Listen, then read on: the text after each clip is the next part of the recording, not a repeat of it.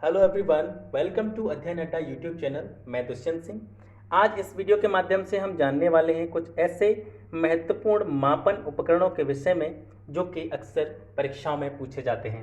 ठीक है, तो सबसे पहले स्टार्ट करते हैं अल्टीमीटर से। अल्टीमीटर का कार्य क्या है? अल्टीमीटर जो है वो काम आता है उड़ते हुए वायुयान की ऊंचाई को मापने में। अल्टीमीटर किस कार्य में आता है? उड़ते हुए वायुयान की ऊंचाई मापने के कार्य में आता है। इसके बाद में आता है अमीटर। अमीटर से क्या नापा जाता है? विद्युत धारा की तीव्रता। विद्युत धारा की तीव्रता मापने में जिस उपकरण का प्रयोग किया जाता है उसका नाम क्या है? एमीटर। ऑडियोमीटर की बात करें तो ऑडियोमीटर काम आता है ध्वनि की तीव्रता का मापन करने में। ध्वनि की तीव्रता का अगर हमें मापन करना हो तो हम किसकी सहायता लेते हैं? ऑडियोमीटर की सहायता लेते हैं। वहीं एनीमोमीटर जो है, एनीमोमीटर वायु की गति को मापता है। ठीक है, एनीमोमीटर कई बार रेलवे वगैरह की परीक्षाओं में ये पूछे गए हैं और उन्हीं परीक्षाओं के जो पूर्व गत वर्षों के जो भी प्रश्न पत्र हैं उन्हीं से इन जो है जितने भी उपकरण हैं इनको जो है कलेक्ट किया गया है। ठीक है, तो इनके साथ साथ नोट्स बनाते चलें, इनको रिवाइज करते चलें। एनीमोमीटर जो है वायु की गति के मापन के लिए प्रयुक्त होता है। बैरोमीटर से वायुमंडल में हवा का दाब नापा जाता है। ठीक है, बैरोमीटर से वायुमंडलीय दाब का मापन किया जाता है। अब आता है बोलोमीटर। बोलोमीटर किस काम में आता है? ऊष्मीय विकिरण का मापन करने में। ऊष्मीय विकिरण का मापन करने में बोलोमीटर का प्रयोग करते हैं। वर्नियर कैलिपर्स, अगर बात करते हैं वर्नियर कैलिपर्स की, तो वर्नियर कैलिपर्स का प्रयोग किया जाता है बेलनाकार वस्तुओं का व्यास एवं उनकी गहराई को मापने में। ठीक है, क्रायोमीटर। क्रायोमीटर अत्यंत निम्न ताप जो होते हैं, बहुत कम ताप होते हैं जिनको साधारणतया मापा नहीं जा सकता, यानी अत्यंत निम्न तापों को मापन के लिए अत्यंत निम्न तापों का मापन करने के लिए हम किसका प्रयोग करते हैं? क्रायोमीटर का प्रयोग करते हैं। ठीक है, वहीं फैदोमीटर। फैदोमीटर ये समुद्र की गहराई मापने के कार्य में आता है। फैदोमीटर किस कार्य में आता है? समुद्र की गहराई मापने के काम में आता है। ठीक है, अब बात करते हैं आगे गायरोस्कोप के बारे में। गायरोस्कोप के बारे में, तो गायरोस्कोप का प्रयोग किया जाता है। गायरोस्कोप का प्रयोग किया जाता है घूमती हुई जो वस्तु होती हैं, जो वस्तुएं घूमती हुई होती हैं, घूर्णन करती हैं, उनका कोणीय संवेग, यानी घूमती हुई वस्तुओं का, घूर्णन करती हुई वस्तुओं का कोणीय वेग मापने में गायरोस्कोप का प्रयोग करते हैं। ठीक है, हाइड्रोमीटर और हाइग्रोमीटर, कभी कभी इन दोनों में कन्फ्यूजन हो जाता है। हाइड्रो की जगह पर हम हाइग्रो कर देते हैं और हाइग्रो की जगह पर हम हाइड्रो कर देते हैं, तो इन दोनों चीज़ों को अलग अलग तरीके से समझने का प्रयत्न करें। हाइड्रोमीटर जो काम में आता है, हाइड्रोमीटर का कार्य है वस्तुओं का सापेक्षिक घनत्व मापन में। वस्तुओं के सापेक्षिक घनत्व को मापने में हाइड्रोमीटर का प्रयोग करते हैं। वहीं वायुमंडल में जो आर्द्रता होती है, वायुमंडल में जो नमी होती है, उसके मापन में हम हाइग्रोमीटर का प्रयोग करते हैं। ठीक है, इसके बाद में आता है हाइड्रोफोन। हाइड्रोफोन जल के भीतर, पानी के भीतर जो ध्वनि उत्पन्न होती है उसको मापने में, पानी के भीतर उत्पन्न ध्वनि के मापन में हम हाइड्रोफोन का प्रयोग करते हैं। लैक्टोमीटर के बारे में आप सभी जानते होंगे, दूध की शुद्धता का मापन किया जाता है। लैक्टोमीटर के द्वारा हम क्या मापते हैं? दूध की शुद्धता मापते हैं। क्रेस्कोग्राफ। क्रेस्कोग्राफ होता है पौधों की वृद्धि दर्शाने वाला यंत्र। क्रेस्कोग्राफ के द्वारा हम क्या करते हैं? पौधों की वृद्धि को मापते हैं। ठीक है, अब आते हैं ईईजी। ईईजी, ईईजी का अर्थ क्या है? इलेक्ट्रो इंसेफेलोग्राफ। ईईजी का अर्थ क्या होता है? इलेक्ट्रो इंसेफेलोग्राफ। ईईजी जो कार्य आता है वो मस्तिष्क के अंदर जो पोटेंशियल होता है, विभव होता है, उसको मापने के काम में आता है। क्या आता है? EEG. Rain gauge. Rain gauge ये वर्षा की मात्रा मापी जाती है। रेन गेज नाम से आपको पता चल रहा है। ठीक है, रेन गेज से क्या मापा जाता है? वर्षा की मात्रा मापी जाती है। अब आता है अगला सेक्सटेंट। सेक्सटेंट से ऊंचाई मापी जाती है, ऊंचाई मापने के काम में आता है सेक्सटेंट। ठीक है, अब आता है स्फेरोमीटर। स्फेरोमीटर से हम जो सतह होती है, सरफेस की जो वक्रता होती है, ठीक है, उसका मापन करते हैं। किसी भी सरफेस की वक्रता का मापन करने में किसका प्रयोग किया जाता है? स्फेरोमीटर का प्रयोग किया जाता है। ठीक है, इसके बाद हम बात करते हैं स्फिग्मोमैनोमीटर। स्फिग्मोमैनोमीटर ये रक्त दाब, जो रुधिर दाब होता है उसका मापन करता है। और रुधिर दाब का मापन किसमें, धमनियों में, यानी धमनियों में बहने वाले रुधिर का जो प्रेशर है उसका मापन करने के लिए स्फिग्मोमैनोमीटर का प्रयोग किया जाता है। थर्मोपाइल जो है विकिरण की तीव्रता रेडिएशन की जो क्या कहते हैं उसको, तीव्रता, उसको मापने में किसका प्रयोग किया जाता है, थर्मोपाइल का प्रयोग किया जाता है। वहीं वेंचुरीमीटर की बात करें, वेंचुरीमीटर जो है वो क्या किसके लिए आता है, द्रवों के प्रवाह की गति। यहाँ पे थोड़ा सा मिस्टेक हो गई है लिखने में, धर्मों लिख गया है, ठीक है, उसको द्रवों कर लीजिएगा। तो वेंचुरीमीटर जो है वो द्रवों के प्रवाह, जो द्रव होते हैं वो बहते हैं और उन बहते हुए द्रव की जो गति है उसको ज्ञात करने के लिए वेंचुरीमीटर का प्रयोग किया जाता है।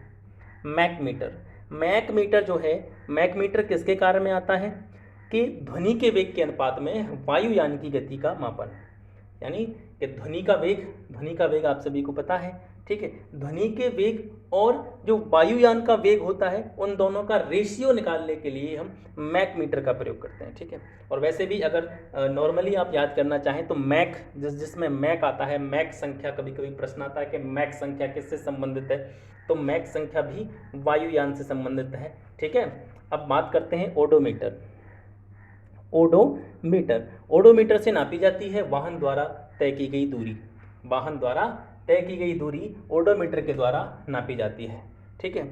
ओडोमीटर वो होता है जो आपने देखे, आप बाइक चलाते होंगे या गाड़ी चलाते होंगे, उसमें जो मीटर लगा होता है, एक तो होता है जो सुइयाँ होती हैं वो बताती हैं कि वाहन वर्तमान समय में कितनी स्पीड पर चल रहा है, प्रेजेंट कंडीशन में वाहन की स्पीड क्या है वो बताती है, वो सुइयाँ बताती हैं। लेकिन उसके अंदर जो नंबरिंग लिखी होती है, और उस नंबरिंग से क्या होता है कि आप जैसे उससे पता लगाते हैं कि हमारा वाहन जो है कितना चल चुका है अब तक, ठीक है, वो होता है ओडोमीटर। और ओडोमीटर से क्या पता लगाया जाता है कि वाहन कितनी दूरी तय कर चुका है, ठीक है। वहीं ओम मीटर की बात करें, ओम मीटर जो है वो विद्युत प्रतिरोध का मापन, इससे किसका मापन किया जाता है, इलेक्ट्रिकल रेजिस्टेंस का मापन किया जाता है ओम मीटर की सहायता से। अब बात करते हैं आगे पायरोमीटर के बारे में।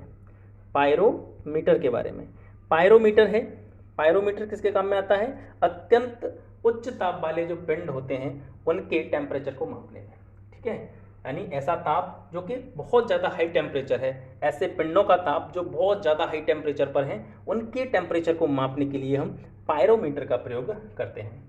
अगला है फोनोमीटर का प्रयोग कहाँ किया जाता है, फोनोमीटर का प्रयोग किया जाता है ध्वनि की तीव्रता के मापन के लिए। फोनोमीटर को ध्वनि की तीव्रता का मापन करने के लिए प्रयुक्त किया जाता है। यहाँ पर भी कंफ्यूज नहीं होना है, आपने सुना होगा ध्वनि की तीव्रता किस में मापी जाती है, डेसिबल में मापी जाती है। लेकिन आपको ये यहाँ पर समझना है कि जो डेसिबल है वो क्या है, वो ध्वनि की तीव्रता के मापन की यूनिट है, वो इकाई है, ठीक है, वो मात्रक है उसका। डेसिबल क्या है, उसका मात्रक है, कितने डेसिबल की ध्वनि है, ठीक है, वो उसकी क्या बताती है, उसका मात्रक है, उसकी यूनिट बताती है। लेकिन यहाँ पे यंत्र की बात हो रही है, ठीक है, इस पर यहाँ पे क्या की बात हो रही है, उपकरण या यंत्रों की बात हो रही है। तो फोनोमीटर जो है वो ध्वनि की तीव्रता बताता है। वहीं अगर हम बात करें कि ध्वनि की तीव्रता मापी किस यूनिट में जाएगी, तो वो डेसिबल में मापी जाएगी, ठीक है। आई होप ये सब क्लियर हो रहा होगा आपको। इसके बाद में आता है पॉलीग्राफी टेस्ट के बारे में आपने सुना होगा। ये होता है जब भी कोई संदिग्ध अपराधी होता है या कोई ऐसा कोई बड़ा अपराध हो जाता है और उस अपराध से संबंधित तथ्यों को स्पष्ट रूप से निकलवाने के लिए किसी भी अपराधी का जो है पॉलीग्राफ टेस्ट लिया जाता है, ठीक है। तो ये क्या करता है कि आप जब भी झूठ बोलेंगे तो ये क्या कर देगा, उसका संकेत आपको देगा मशीनरी की सहायता से, ठीक है। तो इसको हम बोल सकते हैं कि जो पॉलीग्राफ है वो है झूठ पकड़ने वाला यंत्र है, ठीक है। और ये संदिग्ध अपराधी होते हैं उन पर टेस्टिंग के लिए यूज किया जाता है, ठीक है। इसके बाद में बात करते हैं सिस्मोग्राफ की सहायता से भूकंपीय तरंगों की तीव्रता का मापन किया जाता है, ठीक है। सिस्मोग्राफ किसके काम में आता है, भूकंपीय तरंगों की जो तीव्रता थी वो कितनी थी, इसके मापन के लिए सिस्मोग्राफ का प्रयोग किया जाता है। अब आता है स्पीडोमीटर, गतिमान वाहन की गति। इससे पहले जस्ट मैंने बताया था कि आप थोड़ा सा आपको मतलब उसमें कन्फ्यूजन नहीं होना है। स्पीडोमीटर, अब यहाँ स्पीडोमीटर की बात आई है तो मैंने बताया था जो सुइयाँ बताती हैं हमको कि गाड़ी वर्तमान में कितनी स्पीड पे चल रही है, तो वो स्पीडोमीटर होता है, ठीक है। लेकिन जो उसके अंदर जिसमें क्या होता है, डिस्टेंस लिखा होता है कि अब तक हमारी गाड़ी कितना डिस्टेंस तय करती है, ठीक है, वो किसके द्वारा, ओडोमीटर के द्वारा पता लगाया जाता है। तो ओडोमीटर क्या हो गया, जो वाहन है वो कितनी दूरी तय कर चुका है, ठीक है, तय की गई दूरी का पता लगाता है। वहीं स्पीडोमीटर जो है गतिमान वाहन की गति पता लगाता है कि वर्तमान में गाड़ी किस स्पीड से चल रही है। इसके बाद में बात करते हैं पायरीहिलियोमीटर की। पायरीहिलियोमीटर का प्रयोग किया जाता है। देखो ये प्रश्न दो तरीके से आ सकता है कि अत्यंत उच्च ताप मापन के लिए, अगर वहाँ पे पायरोमीटर भी था, ठीक है, पायरोमीटर भी किसके लिए आता है, अत्यंत उच्च ताप के लिए आता है। उसके अलावा पायरीहिलियोमीटर भी अत्यंत उच्च ताप वाले पिंडों के लिए ही यूज किया जाता है, ठीक है। तो दोनों में फर्क क्या है कि जो पायरीहिलियोमीटर है वो पायरोमीटर से भी ज़्यादा ताप वाले पिंडों के लिए यूज किया जाता है, ठीक है। जैसे सौर विकिरण जो है, सौर विकिरण, सौर के अंदर जो एनर्जी है, सौर के अंदर जो टेम्परेचर है वो बहुत ज़्यादा हाई टेम्परेचर है, ठीक है। तो सौर विकिरण के मापन के लिए हम पायरीहिलियोमीटर का प्रयोग करते हैं, ठीक है। तो ये हो गए आपके मापन से संबंधित कुछ महत्वपूर्ण उपकरण, ठीक है।